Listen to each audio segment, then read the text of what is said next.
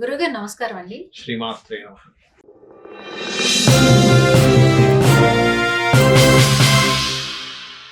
ఫిబ్రవరి 15న శివరాత్రి రాబోతుంది. యాహ్! అంటే ప్రతి సంవత్సరం చేసేదే అయినా కూడా మనకి అసలు చేసుకునే విధానం ఎలా ఉంటే ఆ పుణ్యఫలం అనేది లభిస్తుంది. తప్పకుండా అమ్మా. ఫస్ట్ ఆఫ్ ఆల్ ఏంటంటే మనకి పర్వదినములు అంటారు. ఆ పర్వదినాల్లో మనం ఎప్పుడైతే శివరాత్రి రోజు ఉదయం నిద్ర లేచిన వెంటనే కాలకృత్యాలు తెచ్చుకొని మీ మీ మీ యొక్క నిత్య దేవత ఆరాధన చేసేసేయాలి. దాని తర్వాత మొదలు పెట్టుకొని పార్థివ లింగము అంటాం. అంటే మట్టితో తయారు చేసుకున్న లింగాన్ని మనంతరం మనమే తయారు చేసుకోవచ్చు. కష్టమేం కాదు. ఎవరికి వాళ్ళు చేసుకోవచ్చు. చేసుకుంటే అంటే ఈ కలియుగంలో పార్థివ లింగం వల్ల మంచి ఫలితాలు వస్తాయి. ముఖ్యంగా ఎప్పుడైతే ఈ భూతత్వం అన్నమాట, పార్థివ లింగం అంటే భూతత్వం, భూమి మట్టితో చేస్తారు కాబట్టి దీనివల్ల ఏమిటి అంటే ఐశ్వర్య ప్రాప్తి, కెరీర్ పరంగా గ్రోత్ రావడం పార్థివ లింగం చేసినప్పుడు, రుణ రోగ శత్రు సంబంధించిన నాశనం జరుగుతుంది పార్థివ లింగం వల్ల. దీనికి అభిషేకం చేస్తూ ఉండాలి రోజంతా కూడా, శివరాత్రి రోజు. అయితే శివరాత్రి రోజు మనకు ప్రత్యేకంగా ఏంటంటే అభిషేకము, దేవతార్చన అండ్ జాగారం. అయితే ఈ జాగారం చేసేటువంటి విషయాల్లో కొన్ని జాగ్రత్తలు తీసుకోవాలి. ఏమిటది? లింగోద్భవ కాలం వరకు, నైట్ వరకు కూడా చేస్తాము. అయితే ఈ జాగరణ విషయంలో పర్టికులర్గా చాలా మంది చేసే మిస్టేక్ ఏంటంటే సినిమాలకు వెళ్ళిపోవడం. అందులో కొంతమంది ఇంకొంచెం శివుడి సినిమాలు చూస్తాం, అది కొంతవరకు పర్లేదు, శివుడి ధ్యాసలో దేవుడి సినిమాలు చూస్తాం. అలా కాకుండా మనం ఏవో సినిమాలు చూసి జాగరణ అనుకుంటే కాదు. మీరు జాగరణ మొత్తం కూడా ఆ శివుణ్ణి ధ్యానించాలి. నమశివాయ నమశివాయ నమశివాయ నమశివాయ మంత్రం చేస్తూ ఉండాలి. అప్పుడే అలాగే చాలా మంది ఏంటంటే ఎన్నో శివరాత్రులు చేసినా నా జీవితం మారట్లేదు అనుకుంటారు. ఇక్కడ ఏంటంటే మీరు ఎన్ని పూజలు చేసినా, ఎన్ని వ్రతాలు చేసినా, ఎన్ని హోమాలు చేసినా మనకి తెలియకుండానే మనము నెగటివ్ థింకింగ్ వల్ల, ఏదో బాధ వల్ల, లేకపోతే ఎన్ని చేసినా ఏం రావట్లేదు అని ఒక చాంటింగ్ వల్ల మన పుణ్యాన్ని మనమే ఖర్చు పెట్టేసుకుంటున్నాం. ఎలా అంటే ఇప్పుడు చూడండి, మెడిసిన్స్ వాడతాము, కానీ ఆయుర్వేదం వాళ్ళు ఏం చెప్తారు, ఇవి తినకండి అంటాడు. అవి తింటూ ఉంటే ఆ మెడిసిన్ చేసినా వేస్ట్, పని చేయవు. ఉల్లిపాయ తినకండి, కొన్ని ఉంటాయి, ఇవి తినకండి, పులుపు వాడకండి, ఈ పదార్థాలు తినకండి, వంకాయ తినకండి, కొన్ని ఉంటాయి ఆయుర్వేదంలో. పచ్చం ఉండాలి, ఎట్ ద సేమ్ టైం మీరు ఔషధం వాడాలి. అలాగే మనం పూజా పునస్కారాలు ఏవైతే ఉంటాయో అన్నీ చెయ్యాలి. దానితో పాటు మన థింకింగ్ ప్యాటర్న్ కూడా మార్పు రావాలి. లేకపోతే మీరు ఎన్ని శివరాత్రులు చేసినా వేస్ట్. Positive thinking. నమశివాయ అంటే పంచభూతాలు, 5 అక్షరాలకి సంకేతం. అంటే ఈ పంచభూతాల విశ్వం మొత్తం, అంటే ఐ మీన్ ఈ ప్రకృతిలో మనుషులు కూడా భాగమేగా. నువ్వు దేవుళ్ళలో ఉండేటువంటి దేవతని లేకపోతే శివుణ్ణి నువ్వు పూజిస్తున్నావు, కానీ అతనే ఈ రూపంలో ఉన్న దాన్ని నువ్వు విమర్శిస్తున్నావు. మానసికంగా విమర్శిస్తున్నావు, థింకింగ్ లెవెల్లో విమర్శిస్తున్నావు, డైరెక్ట్ వాడిని తిడుతున్నావు, లేకపోతే ఇంకొక ఏదో అంటున్నావు, నొచ్చుకునేలా ప్రవర్తిస్తున్నావు. నిన్ను దేవత ఎందుకు మెచ్చుకుంటుంది?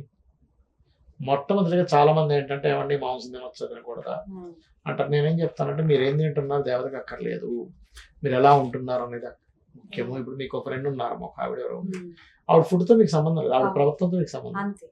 ఆవిడ ఉదాహరణకి విపరీతమైన నాన్ వెజ్ తింటుంది, కానీ అందరికి మంచి పనులు చేస్తుంది, అందరికి ఉపయోగపడుతుంది, మీ పట్ల కూడా మంచి సహృదయంతో ఉంది. ఇక్కడ వెళ్తే మీ గురించి మంచిగా చెప్తుంది, బయట మీరు లేనప్పుడు కూడా మీ గురించి మంచిగా చెప్తుంది. అలా కాదండి వెజిటేరియన్, కానీ ఎక్కడికి వెళ్ళినా గాసిప్స్ మీ గురించి బ్యాడ్ చేస్తుంది, మీ ముందు బాగుందంటే ఏం చేస్తారు? వెజిటేరియన్ అయితే ఏంటి ఇలాంటి బుద్ధి ఎక్కడ రా బాబు అంటాం. మరి మనం మనుషులమే నాన్ వెజిటేరియన్ అయినా బుద్ధిని చూస్తున్నాం, వెజిటేరియన్ అయినా బుద్ధిని చూస్తున్నప్పుడు మరి దేవత చూడదా? చూస్తుందిగా. కాబట్టి ఏంటంటే ఎప్పుడు కూడా vegetarian non vegetarian is not important. Your mind is vegetarian or non vegetarian is most important. అంటే ఏంటి? పరోపకారం పుణ్యం, పరపీడనం పాపం. నువ్వు పీడిస్తున్నావు. ఇవాళ రేపు సొసైటీలో పెరిగిపోయింది ఏంటంటే గాసిప్స్. అదేదో మన శంకర్ వరప్రసాద్ సినిమాలో చెప్తారు సార్, అందరూ దగ్గర కూర్చుంటే లోకంలో అన్ని మాట్లాడు, ఒక మనిషి పక్క పోతే వాళ్ళ గురించి మాట్లాడుకుంటారు. అలా ఏంటంటే ఫస్ట్ మనం స్పిరిచువాలిటీ అంటే మీరు మీ థింకింగ్ ప్యాటర్న్ ఫస్ట్ మార్చుకోవాలి.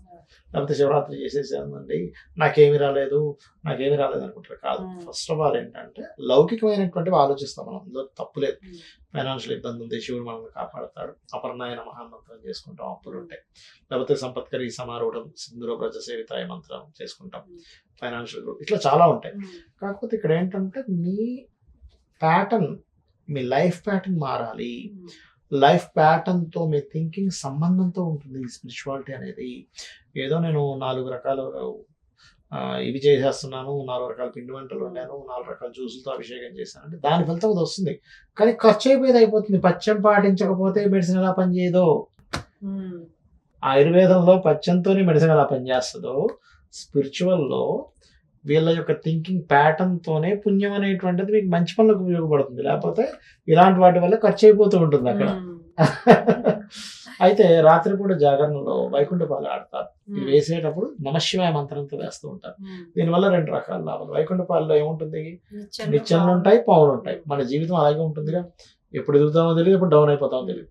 దీనివల్ల ఏమవుతుందంటే మన జీవితంలో మనం చేసినటువంటి పాప పుణ్య కర్మల వల్ల కలిగేటువంటి ఫలితాలు ఆ రూపంలో ఆ శివరాత్రిలో చేయడం వల్ల పోతుంది. నమశివాయ మంత్రం అంత అర్థం ఉంది. అలాగే ఉంటుంది కదా మన జీవితం. ఓ అద్భుతం, డౌన్ అయిపోయాడు, ఏమీ లేదు, కోటీశ్వరుడు అయిపోయాడు, వైకుంఠపాలిలా ఉంటుంది. కాబట్టి శివరాత్రి రోజు ఎవరైతే నమశివాయ మంత్రంతో నమశివాయ నమశివాయ ఆడుతుంటారో ఖచ్చితంగా వాళ్ళ దోషం గురుగారు. ఇంకొకటి ఉపవాసం కూడా ఎక్కువగా ఉండాలి. ఏం లేదమ్మా, ఇక్కడ మనకి మన శాస్త్రాల్లో ఎంత అద్భుతమైనటువంటి విషయాలు ఉన్నాయంటే, మీరు ఎందుకు ఉపవాసం ఉండాలి, ఏకాదశి ఉపవాసం పెట్టారు. ఏకాదశి రోజు రవిచంద్రులు ఎలా ఉంటారు, 1/5 యాక్సెస్ లేదా 311 యాక్సెస్ లో ఉంటారు. అంటే ఇమ్యూనిటీని పెంచే కాంబినేషన్ లో ఉంటారు యాజ్ పర్ ఆస్ట్రాలజీ పరంగా. ఇప్పుడు ఇమ్యూనిటీ మీకు పెరగాలంటే ఇవాళ రేపు కొత్తగా వచ్చే చూడండి, ఫాస్టింగ్స్ లో ఏమంటారు 17 అవర్స్ ఫాస్టింగ్, 16 అవర్స్ ఫాస్టింగ్, మధ్యాహ్నం అంటే మళ్ళీ రేపు పొద్దున్న తిన్నాం. ఇవన్నీ మన వాళ్ళు ఒక తిథికి సంబంధం పెట్టారు. ఏకాదశి రోజులు ఉపవాసం ఉంటుంది. అప్పుడేంటి లోపల క్లీనింగ్ ప్రాసెస్ జరుగుతుంది, ఇమ్యూనిటీ పెరుగుతుంది. ఏకాదశి రోజు అంటే వేరే రోజుల కంటే కూడా. శివరాత్రి రోజు మీరు పళ్ళు ఫలాలు తీసుకోవచ్చు. కాకపోతే ఇక్కడ ఏంటంటే రాత్రి జాగరణ ఉంటారు కదా అని పొద్దున పడుకోవడం చేయకూడదు. జాగరణ అయిపోయిన నెక్స్ట్ డే మార్నింగ్ పడుకోకూడదు, నిద్రపోకూడదు. నిద్రపోతే ఏమవుతుందంటే మీకు అది ఫలితం రాదు. ఇక్కడ ఏంటంటే హెల్త్ బెనిఫిట్స్ ఓల్డ్ అని ఉంటాయి. జాగరణ చేసి నెక్స్ట్ డే నైట్ కనుక నిద్రపోతాయి. ఎందుకంటే చెప్తావేనండి, ఇప్పుడు మీకు ఎవరికైనా హెల్త్ ఇష్యూస్ వచ్చాయి, డాక్టర్ గారు ఏం చేస్తారు, టాబ్లెట్స్ లో కొంచెం మత్తు ఉండేది కూడా ఇస్తారు, నిద్రపోతాం బాగా. ఎందుకు, ఎంత డీప్ స్లీప్ లోకి వెళ్తే అంత మన బాడీ రిపేర్ చేసుకుంటుంది. ఒక రోజంతా మీరు ఉపవాసం ఉన్నారు, నెక్స్ట్ డే ఆ రోజు రాత్రి అంతా జాగరణ ఉన్నారు, ఆ నెక్స్ట్ డే కూడా నైట్ డే అంతా పడుకోకుండా నైట్ పడుకున్నారు, ఎంత నిద్ర వస్తుంది మీకు, కళ్ళు మూసుకుపోయినంత నిద్ర వస్తుంది. అంత డీప్ స్లీప్ లోకి వెళ్ళాక మీ బాడీ రిపేర్ అవుతుందా అవుతా చెప్పండి. డాక్టర్లు అందరూ నిద్రపోవడానికి ఇస్తున్నారుగా. మనం ఏం చేస్తున్నాము, ఒక పుణ్యాన్ని సంపాదించుకున్నాం, అభిషేకం చేసాము, జాగరణలో స్వామివారి నామస్మరణ చేసాము, నిద్రపోయాం. తర్వాత నెక్స్ట్ డే అప్పుడు మన కర్మ తొలగుతుంది, హెల్త్ పరంగా బాగుంటుంది, బోల్డ్ అండ్ హెల్త్ బెనిఫిట్స్ ఉంటాయి, బోల్డ్ అంత స్పిరిచువల్లోకి వెళ్తాము. అంతసేపు ఎప్పుడైతే మనం చేసామో మనకు అలవాటు అయిపోతుంది మైండ్కి. ప్రతిదీ శివార్పణం, ఆ విష్ణు అర్పణం, అమ్మవారి అర్పణం అనుకుంటూ మనం చేస్తూ ఉంటాము. మన జన్మకు ఒక సార్థకత ఉంటుంది. ఎప్పుడైనా సరే 84 లక్షల జీవరాశులలో మనకి మనుష్యులకి మాత్రమే మోక్షానికి వెళ్ళేటువంటి తెలివితేటలు బుద్ధి ఉంటుంది, వేరే ఏ జీవరాశికి ఉండదు. అందుకని మనం చాలా బ్లెస్డ్ అనుకొని చేయాలి శివరాత్రి. చాలా చక్కగా చెప్పారు. నమస్కారం. శ్రీమాత్రే.